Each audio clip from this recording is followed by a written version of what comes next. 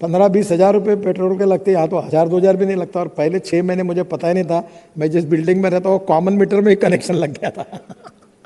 एक मुख्यमंत्री का ड्राइवर अंधा निकला और एक केंद्रीय मंत्री थी बहुत बड़ी, उनके ड्राइवर को एक आंख से अंधा था। ये हॉर्न बड़ा, ये भी एक पोल्यूशन है।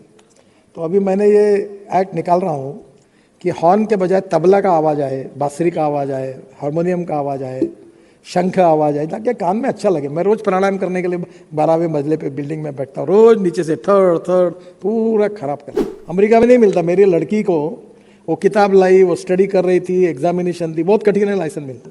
एक बार मैंने एक गाड़ी के मालक को पूछा कि तुम्हारे वैसे एक बार वैसे ही बोलने में ये तो एक बार मैंने आनंद महिंद्रा को भी कहा था कि तुम्हारी जीप चलाते चलाते मेरे 8-10 साल के पर ने ऐसी जीप बनाई थी कि हॉर्न छोड़कर सब बचता था उसमें। अब उन्होंने बहुत अच्छे मॉडल बनाए और टाटा और महिंद्रा ने मेरी डांट भी बहुत की। और टोयोटा ने जो फ्लेक्स इंजन विथ इलेक्ट्रिक किया है, जो कैमरी करके उनका मॉडल था जो 40% इलेक्ट्रिक और 60% पेट्रोल पे चलता था, तब उन्होंने पूरी तरह से वो इलेक्ट्रिक एंड फ्लेक्स ऐसा किया है, तो जिससे देश का एकदम पोल्यूशन भी कम होगा। आएंगे तो मेरे साथ, नहीं आएंगे तो आपके बिना, और नहीं आएंगे तो घसीटते हुए, तुमको वही ले जाना है, ये पक्का है। तो मैंने सबको बताया कि डरो मत, पर ये करना पड़ेगा, नहीं तो देश नहीं बचेगा।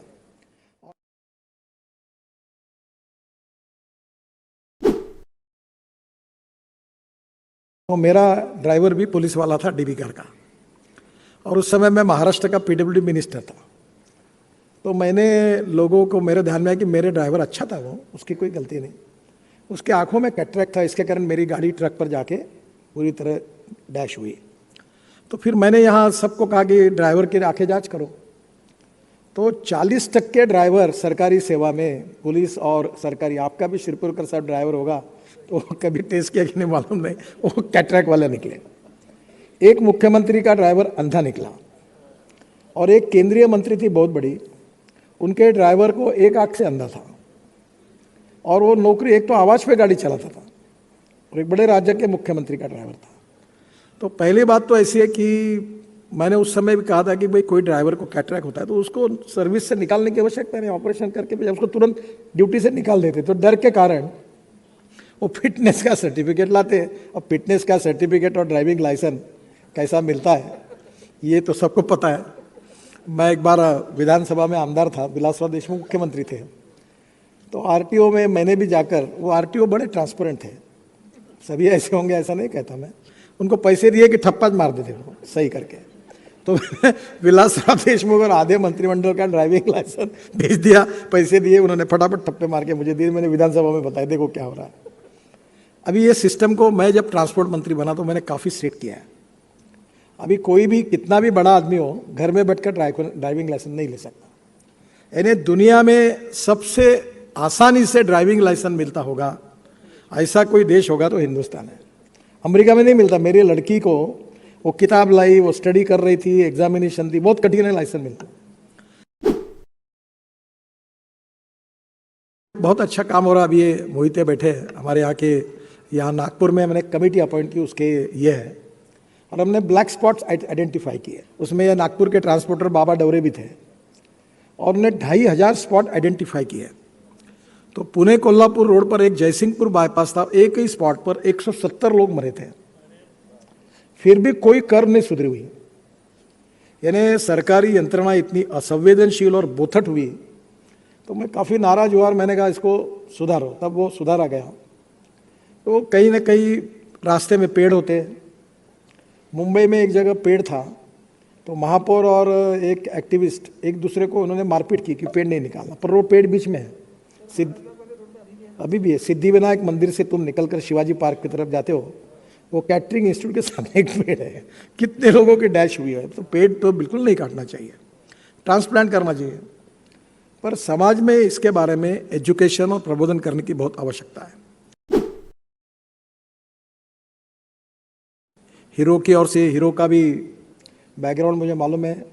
जो हीरो के संस्थापक थे वो बहुत ही गरीब परिस्थिति से आगे आए। अपने यहाँ वो हीरो के साइकिल के स्पेयर पार्ट बेचने के लिए आते थे नागपुर में, और ये शनिचरा में लॉज में रहते थे, श्री राम धर्मशाला में। और बेचारे ने बहुत मेहनत और परिश्रम करके काम किया और हीरो की फैक्ट्रियों का भी मैंने इनॉग्रेशन किया, मॉडल्स का भी लॉन्चिंग किया है। अभी उन्होंने एक साइकिल बनाई है, ई साइकिल, लुधियाना में उनकी फैक्ट्री का मैंने इनॉग्रेशन किया। वो भी साइकिल डिज़ाइन लंदन में हुई और अभी क्वालिटी अच्छी है। और हमारे देश में हमारे टू व्हीलर की इंडस्ट्री ऐसी है कि ये 50% प्रोडक्शन एक्सपोर्ट करते हैं।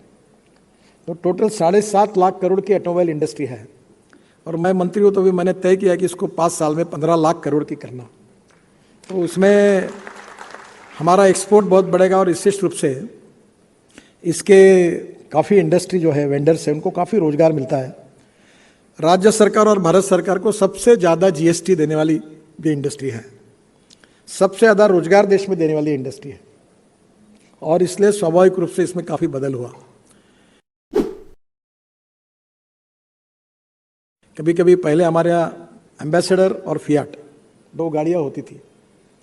तो एक बार मैंने एक गाड़ी के मालक को पूछा कि तुम्हारे वैसे एक बार वैसे ही बोलने में ये तो एक बार मैंने आनंद महिंद्रा को भी कहा था कि तुम्हारी जीप चलाते चलाते मेरे 8-10 साल के पर ने ऐसी जीप बनाई थी कि हॉर्न छोड़कर सब बजता था उसमें। अब उन्होंने बहुत अच्छे मॉडल बनाए और टाटा और महिंद्रा ने मेरी डांट भी बहुत खाई। मैंने कहा आप स्वदेशी होने के बाद कॉस्ट सेंट्रिक है, आप क्वालिटी सेंट्रिक नहीं बने, इससे हिंदुस्तान में बाकी के ब्रांड बड़े प्रमाण पर आए। अब टाटा और महिंद्रा और सबके ब्रांड इंटरनेशनल स्टैंडर्ड के आ रहे हैं, क्वालिटी में सुधार हुआ। आप करीब कोई भी आदमी सस्ता है इसलिए ब्लैक एंड वाइट टीवी नहीं लेता, उसको कलर टीवी चाहिए। तो लोगों का चॉइस जो है वो क्वालिटी अप्रोच का है। तो हीरो ने पूरे वर्ल्ड में अभी बहुत अच्छा उन्होंने काम किया है। मैं उनसे अनुरोध करूंगा कसबेकर जी को कि मैंने बजाज की और टीवीएस की टू व्हीलर फ्लेक्स इंजन पर ऑलरेडी लॉन्च की है और अभी हम इथेनॉल के पंप शुरू कर रहे हैं। प्रधानमंत्री जी ने 3 पुणे में शुरू किए हैं और मैं राजीव बजाज को कहा है कि भाई मैं पुणे केवल इसके लिए आऊँगा कि ऑटो रिक्शा फ्लेक्स इंजन पर तुम लॉन्च करो। और टीवीएस ने भी यहाँ किया है पर अभी पंप चालू नहीं हुए, वो अभी उसके परमिशन मिली है। तो उसमें ऐसा है कि हम 100% पेट्रोल और 100% बायो इथेनॉल डाल सकते हैं। पेट्रोल 110 रुपये है, इथेनॉल 60-62 रुपये लीटर है, ग्रीन फ्यूल है, पोल्यूशन नहीं कमी नहीं के बराबर है। और हम अब 8 लाख करोड़ का इंपोर्ट कर रहे हैं और आने वाले 5 साल में वो 15 लाख करोड़ का होगा। तो देश में कितना प्रदूषण होगा और कितना पैसा बाहर जाएगा। और इसलिए मैं सब ऑटोमोबाइल वालों के पीछे लगता हूँ कि आप फ्लेक्स इंजन लाओ। अभी टोयोटो, हुंडई और सुजुकी तीनों ने मुझे प्रॉमिस किया, तीनों के एमडी आए थे और उन्होंने कहा कि हम 6 महीने के अंदर फ्लेक्स इंजन की कारें लाएंगे। तो ये 100% बायो इथेनॉल पर चलेगी। और टोयोटो ने जो फ्लेक्स इंजन विथ इलेक्ट्रिक किया है, जो कैमरी करके उनका मॉडल था जो 40% इलेक्ट्रिक और 60% पेट्रोल पे चलता था, तब उन्होंने पूरी तरह से वो इलेक्ट्रिक एंड फ्लेक्स ऐसा किया है। तो जिससे देश का एकदम पोल्यूशन भी कम होगा, क्योंकि जितने ऑटोमोबाइल इंडस्ट्री बढ़ रही है उतना प्रदूषण भी बढ़ रहा है, डीजल की खपत बढ़ रही। अब मैंने कंस्ट्रक्शन इक्विपमेंट वालों को भी, जेसीबी के एमडी परसों मेरे पास आए थे, मैंने कहा ये डीजल बंद करो। तो उन्होंने अभी मेरे कहने पर जेसीबी बनाया, तो सीएनजी पर है वो। तो उनको 1000 करोड़ का एक्सपोर्ट ऑर्डर रशिया में मिला और उसको बहुत पॉपुलर हुआ। अभी कंस्ट्रक्शन इक्विपमेंट में भी लगातार मैं कह रहा हूँ electric, ethanol, methanol, biodiesel, bio CNG, electric और अब ग्रीन हाइड्रोजन। तो मैं तो इसके ऊपर वॉर मिशन के जैसा पीछे लगा हूँ। आएंगे तो मेरे साथ, नहीं आएंगे तो आपके बिना, और नहीं आएंगे तो घसीटते हुए, तुमको वही ले जाना ये पक्का है। तो मैंने सबको बताया कि डरो मत, पर ये करना पड़ेगा, नहीं तो देश नहीं बचेगा। ये हॉर्न बड़ा, ये भी एक पोल्यूशन है।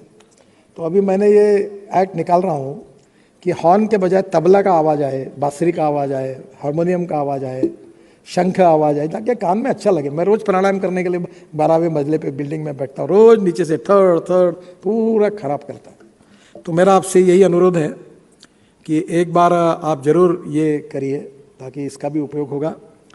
हमारे यहाँ अभी ग्रीन हाइड्रोजन की कार भी आई है और अभी मैं 16 मार्च को मेरे घर पर है कार, टोयोटो की है, जापान में बनी हुई है। और इंडियन ऑयल ने फरीदाबाद में पानी से हाइड्रोजन ऑक्सीजन बनाकर ग्रीन हाइड्रोजन बनाया और उसके ऊपर वो हाइड्रोजन लेकर पहला उसका लॉन्चिंग 16 मार्च को हो रहा है, ताकि हाइड्रोजन के ऊपर भी अब कार, हवाई जहाज और रेलवे का इंजन भी चल सकता है। तो अभी टेक्नोलॉजी बहुत बदली है। नागपुर ऐसा शहर है कि पहला एलएनजी का पेट्रोल पंप नागपुर में है, पहला सीएनजी के कन्वर्शन की इसमें बड़ी गाड़ियाँ हमने सीएनजी पर कन्वर्ट की और आज मुझे खुशी है कि ये जो हॉल में आप बैठे हैं, ये बनाते समय हमने ऊपर में पूरा सोलर लगाया। तो इसके आज ये जो लाइट दिख रहा है हॉल के, ये सोलर एनर्जी पर है। और 80 कार, क्योंकि ये कमिश्नर साहब को मैंने कहा था तो उन्होंने कहा 1 लाख रुपए एक कार्यक्रम का होगा। बोला 1 लाख रुपए नहीं, 5,000 रुपये होगा।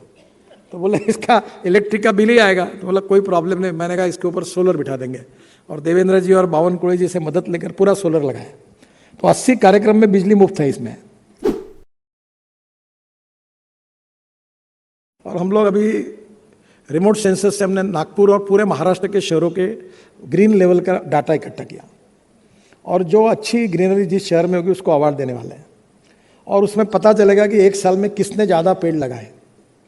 तो पेड़ अभी मैं आपको बता रहा हूँ कि सुप्रीम कोर्ट में ये बद्रीनाथ, केदारनाथ, गंगोत्री और यमुनोत्री 4 धाम पर हमारे फेवर में जजमेंट आया, तो सुप्रीम कोर्ट ने अनुमति दी है। फिर भी मैंने हमारे सेक्रेटरी को और सबको बुला कर कहा एक भी पेड़ नहीं कटेगा, पूरा ट्रांसप्लांट होगा।